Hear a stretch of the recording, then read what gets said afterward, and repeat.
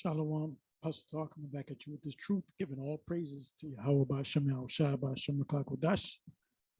And I'm going to entitle this video, What Does the Bible Commentary Say About the Prophecies in the Scriptures?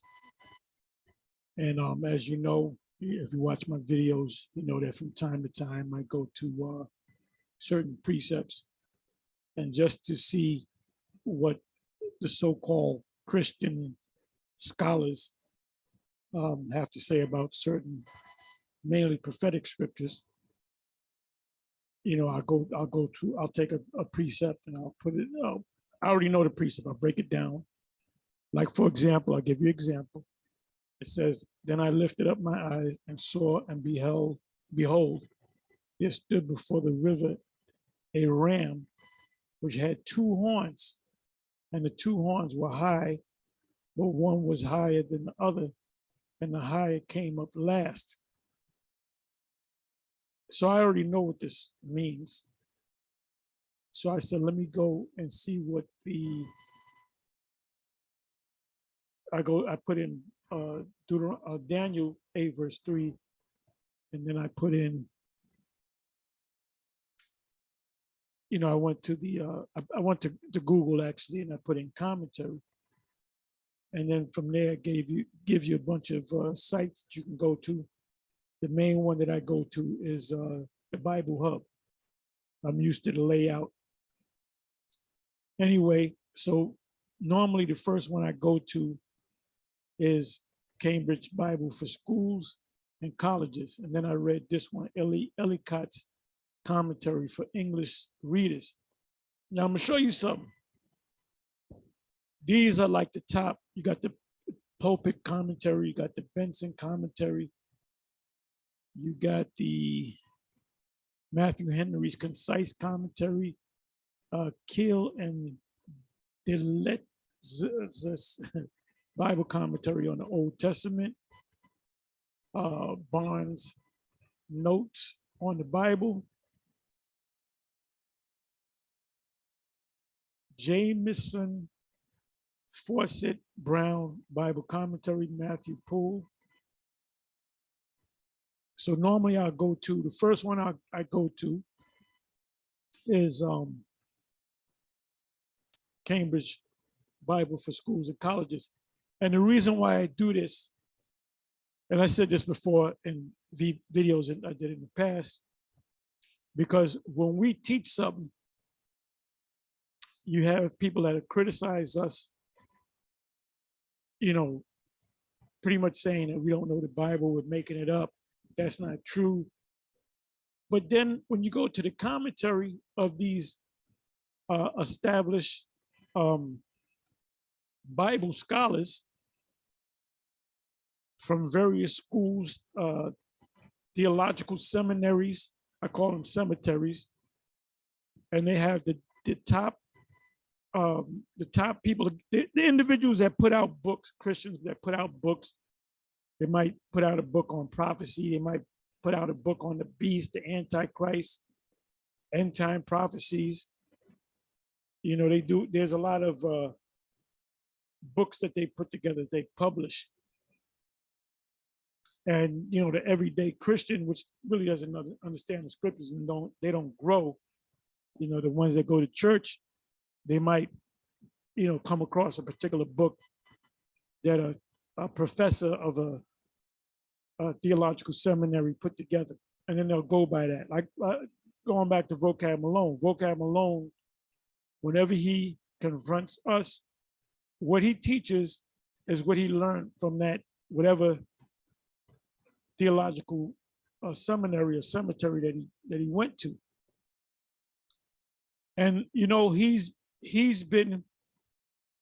has graduated since, you know, he embarked upon confronting the Israelites, mainly the one Westers. And he got cut on a lot of occasions, and he did the research and he studies a little bit more. He studies differently. Like he did a video where he was debunking Deuteronomy 28 and 68. And I was quite surprised that when he came across a word and says, and you shall be, what is it saying? Being you're going to be brought to Egypt again in ships, and no man shall buy you. I mean, I'm sorry, and you shall and shall be sold unto your enemies. So he dealt with the word sold, S-O-L-D, and he said that's the Hebrew word makar. And you know what? He said it the same way we say it. You can look it up. It's a video that he made. I believe it was on a Saturday, this past Saturday. And he said makar. But anytime we go into the Hebrew and we say Hebrew, he automatically jumps up and says, "You're not saying it right." Well, are we saying makar right? And the reason why he did that, he went into the actual Hebrew word because he knows we're going to confront him about, well, let's go into the Hebrew. And the level that he's speaking on now is on a higher level than when he first graduated, if he graduated from whatever theological cemetery that he attended for however many years. I don't know how that system works. Now, you know, there's certain seminaries out there that I'll go to YouTube, I go to Google and just, you know, research what it's all about, and campus and professor this and the dean that. And then I'll even go to their YouTube page if they have one. And what I notice is there's nothing on, you know, these prophetic breakdowns, or what as they call them, they use the term hermeneutics. You know, look that word up. So, you know, when vocab rolls up on us, Sakari, whoever, we'll go into the particular prophecies, maybe Revelation, maybe Daniel, maybe Jeremiah, maybe Isaiah, and he's not comfortable with that. You know, one time, this was a couple of years back, he was going back and forth with the Sakari, and I believe it was Deacon Hakar, started going into, I believe he actually went to Revelation 13, read the first verse or two, and said, what does that mean? And vocab started mumbling and stuttering because he doesn't understand the prophecies. You know, the reason why we say that we are the people, that's nothing but a fulfillment of prophecy. The Most High has to make it happen. So he has to use people like myself and others to go out and actually say, we are the people of the Lord. Now, another recent video that Vocab Malone made earlier in the week, maybe last week, sometime last week, within the month of April, concerning the number of so-called Black people that identify with being Israelites. And he said, you know, he did some research on the Pew Research Center, and basically it breaks down to about, not quite, but I just go, you know, round the number off, 13 million Jakes in America identify with being Israelites. Whether they're out on the highways and the byways, whether they're hardcore Israelites, I never said that. But there's Jakes out there that identify, and especially these celebrities, sports celebrities, you know, Jake in the music world, you know, so Jake, you know, Jake watches these videos, man. And that's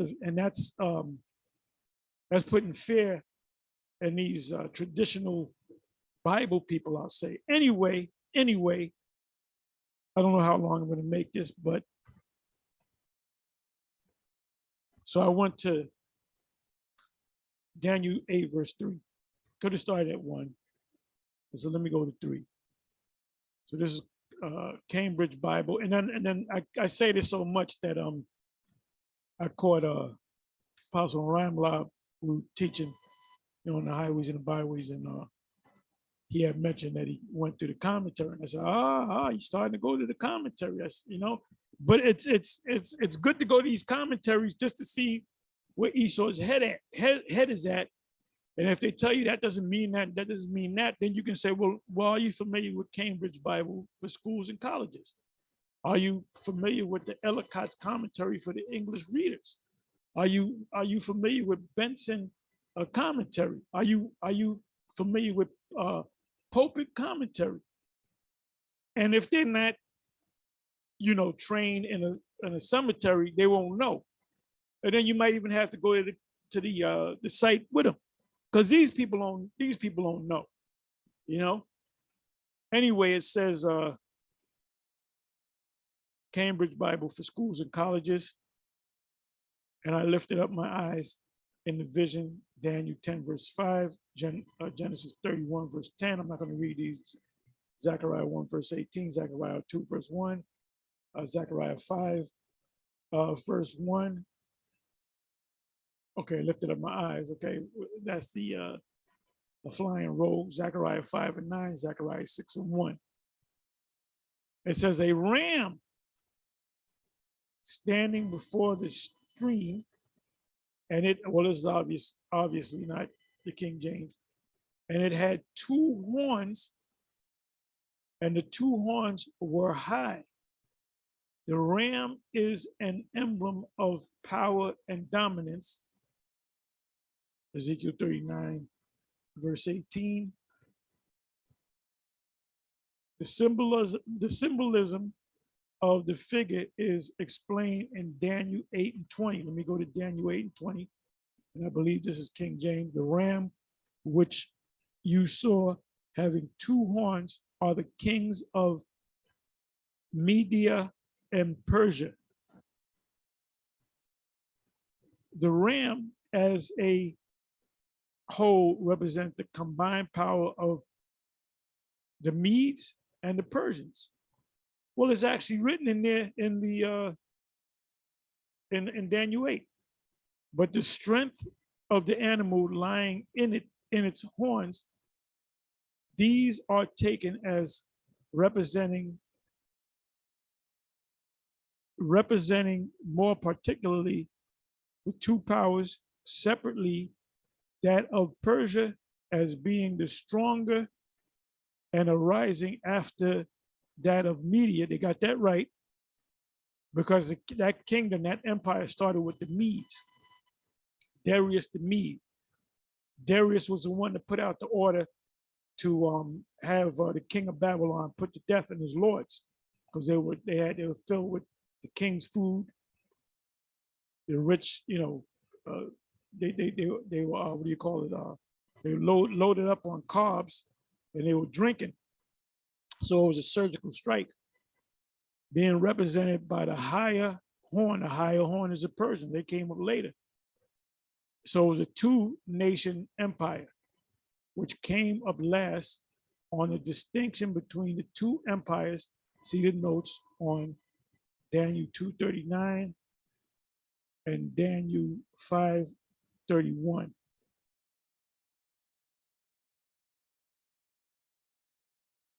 Let me see what Daniel 2:39 says.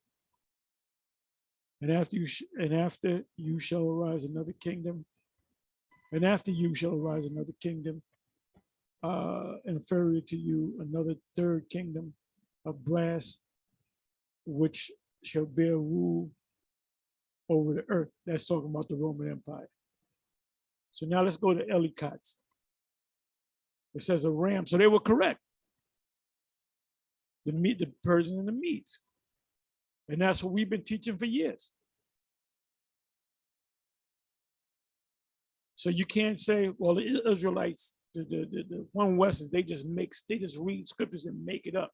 No, these Bible scholars, these Edomite for the most part, and some of them is Jake, they say the same thing, the same exact thing in a lot of cases.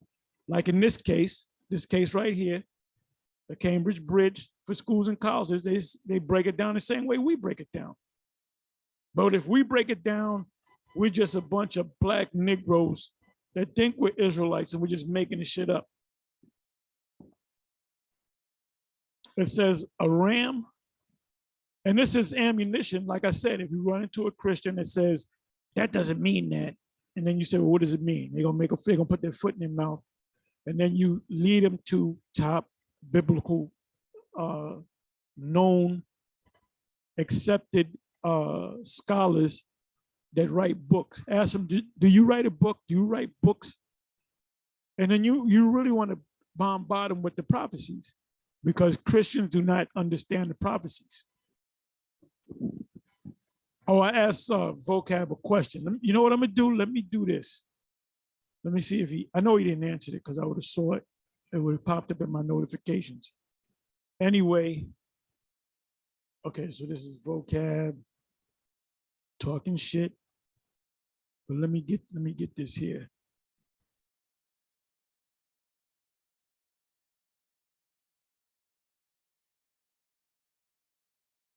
Okay, in this one, I didn't get a chance to see this video. But this is he put up 8 hours ago. Vocab admits, I am a Jesuit government agent in live Q&A. Now, I don't know if that's a joke or he actually, spills the beans on himself. Okay, this one, let me say, okay, you got these people, these Jakes, the 2/3. She's all up in the man. She loves it because, Esau is co-signing her, That's the same thing that the serpent did him, the serpent did to Eve. That's Eve right there. And she doesn't know anything. She doesn't know shit. Anyway, let me see if I can find this. Okay, I believe I asked the question on a video called Destroying the Abuse of Deuteronomy 28 Forever. The key verse. Hold up. Let's see if my comments are up there.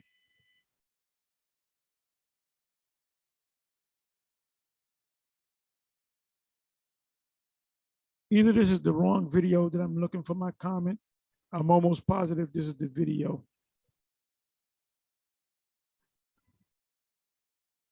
And even Sakari had put up some comments.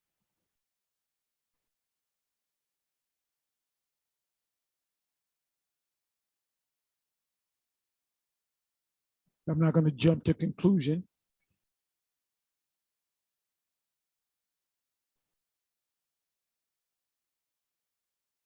I'm almost positive this is the video, but I'm gonna check the other one.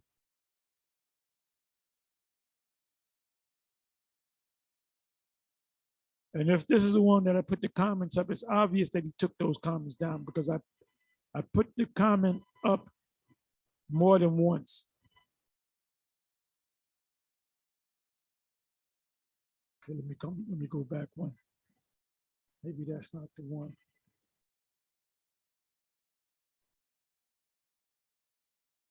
Okay, where am I? It had to be this one. It had to be this one, because it was on a Saturday that I put the comments up. Let me try this one. I'm positive it was this one. So he took the comments down. So showing you he's a goddamn fraud. But let me do this. Now maybe it's on this one. I believe it's on this one. Okay, boom. Here's the video. And answering Revelation 13:10, abuse once and for all. He that leadeth in the captivity shall go in the captivity. He totally broke it down completely wrong. Anyway, he left them up. And you should know that this is me. Sakari of Philly. I'll come back and read that, but this is the comment that I left. This is my current YouTube handle, avatar. Did Jesus die on a Friday? Simple question. No, then I even got one thumbs up. All right. I know I put it up. I put it up a handful of times. You only see it up there once, but there's no response.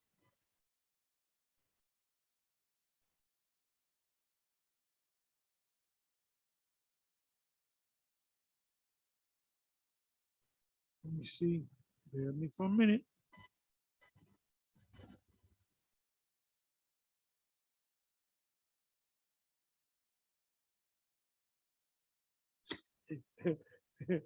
If you try hard enough, Haman vocab alone, you'll start to believe your own lies. Well, that's what he does. He believes hard enough. He's a great believer in his lies.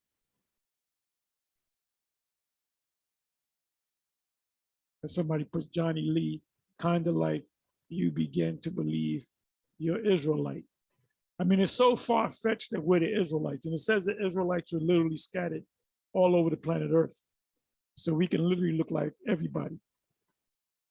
But it's impossible for a Negro to be an Israelite. These people are clowns. The world assassin Hebrews, you've been indoctrinated with your own false precept doctrine. Let's start with Isaiah 28, precept upon precept. And we'll get back into the Bible commentary.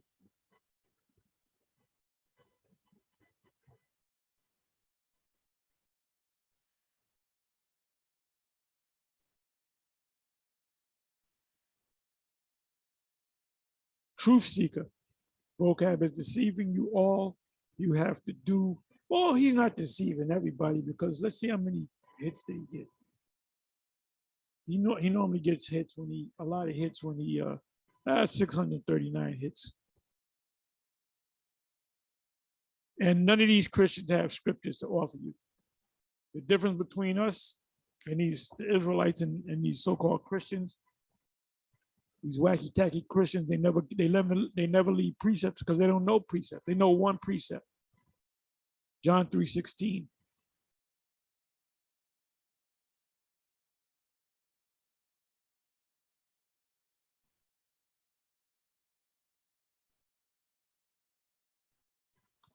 And these are the same people that's going to line up to take that charagma.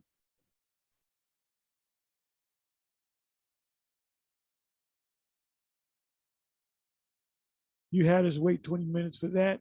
You dead wrong, vocab. That's not funny. It was over before it started.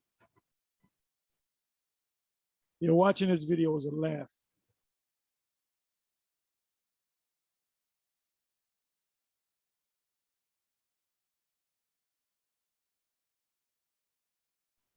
Okay, this guy, John Lee, just want to help you get out of the Israelite shadows.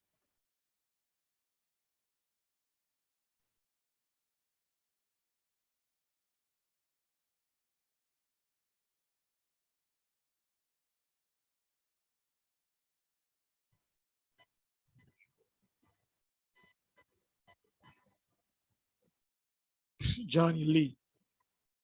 Okay, let me read this one. And like I said, I'll come back to the commentary. Baro Ya Akwaba, Johnny Lee, there is no one who is able to change man from the descendant nature of his forefathers unless his power extends beyond the great universal creator, Allah himself. Allah himself. Allah just means power. When the Lord was on the cross, he said, Eli, Eli, he said, Allah, Allah, why have thou forsaken me? He said, Allah, Allah, Allah, ya, my power, my God, my God. So the Lord did call the Most High Allah. But you Christians don't know that. So Johnny Lee says, oh, really? Then why you try so hard to run from your African American South? African American, that term is generic term that somebody came, oh, let's call ourselves African Americans. It's black now. It used to be colored. And one time it was Negro.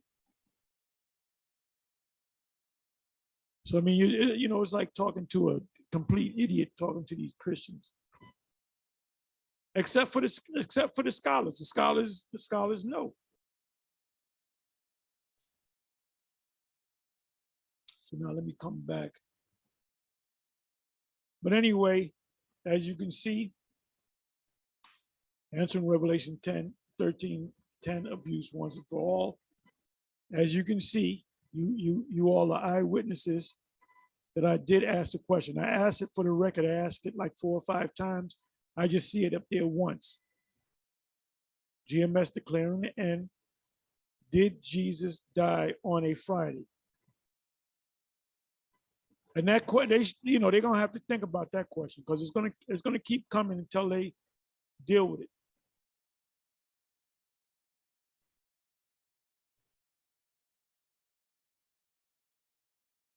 And you're gonna have a hard time trying to convince 13 million people to being a damn Christian.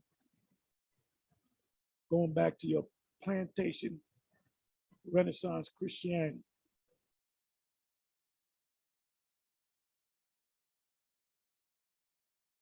So now let's go over here. Ellicott's commentary for English readers.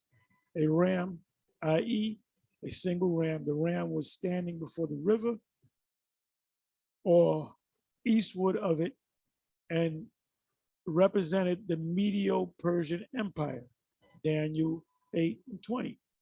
The 2 horns, like the 2 beasts and arms of the image, or the 2 sides of the bear, because it's also known as a bear, symbolize the twofold character of this empire. The higher horn denoted the Persians, which came up later, the dominant race. For other instances of rams and goats representing nations, let me give you these precepts right here. Let me see. I want to go to the short ones.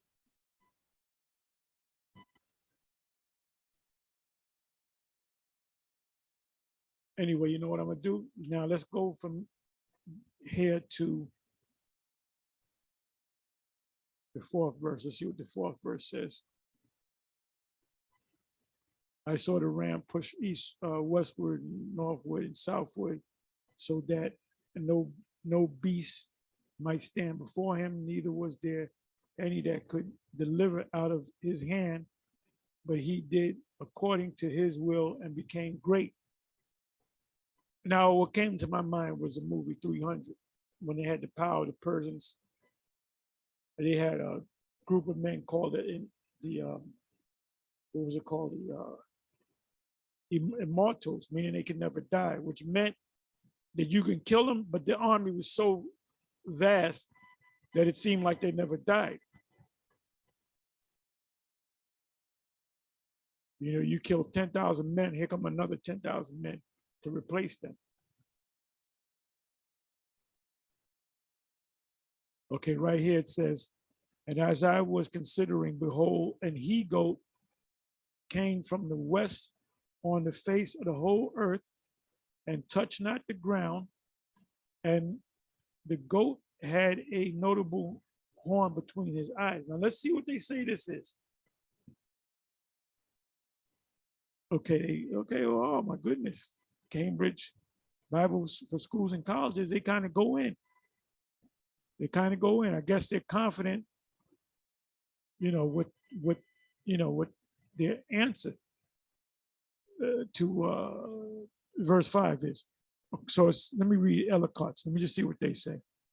Ellicott's commentary for English readers, and he-goat, this according to Daniel 8:21 means the Greek Empire. Now, what great empire came after the Greek Empire? The Romans. the large horn being the first king, or Alexander the Great. It may be remarked that the goat and the ram, from the same contrast as the panther and the bear, a matchless activity is contrast with physical strength and brutal fierceness, touch not the ground, an exact prediction of the early conquest of Alexander, all whose movement were characterized by marvelous rapidity. In other words, he moved. It didn't stop for nothing. It's almost like the army was hovering off the ground. They took down kingdoms quick. This expressed by the wings of a fowl.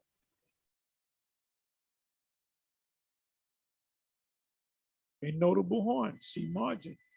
This explained Daniel 8:21 to be Alexander himself. And for you Christian clowns that say we making it up as we're going along, we're reading scholars, so-called Christian scholars. Let me see what Cambridge says. Cambridge Bible. I'm gonna get ready to close. Cambridge Bible for schools. And I may just do this as a series, just compare the prophecies that we break down to the way these guys break it down. It's a paying attention, reflecting, not as a Daniel 7 and 8, with word different one, blah, blah, blah. It says a he-goat, for the he-goat, though the Hebrew word is different, the leader of the flock as a symbol of prince or ruler. Give you a couple of precepts here. On or over, its course carried it over the whole earth. The hyperbole, whatever that means. Though it is true that Alexander penetrated further to the east than any Assyrian or Babylonian, because Alexander's kingdom was more vast than the Assyrians and the Babylonians. King of whom we know, where it is said of him that he went through to the ends of the earth, the known earth, and touched not the ground, as though flying. They were moving. Such was the incredible rapidity of its course. The Hebrew is properly and there was none touching the earth. A more graphic and forcible expression than simply, and it touched not the earth. So they mentioned that's all we need, Alexander. That's the answer. A notable horn. Mentions Alexander. Alexander the Greek crossed the Hellespont in the spring of 334.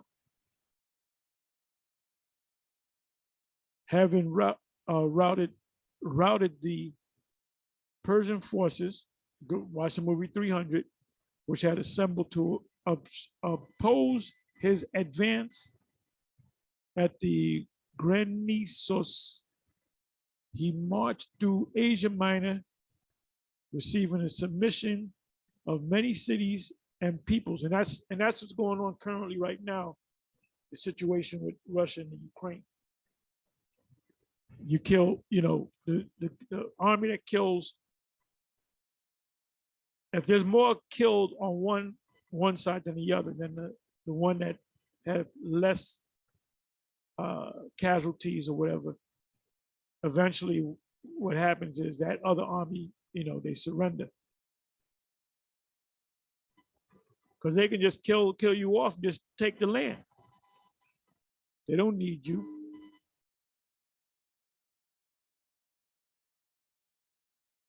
So anyway, I'm going to say shalom. Like I said, I wasn't going to make this long, but Most High willing, I'm probably going to make this a series where I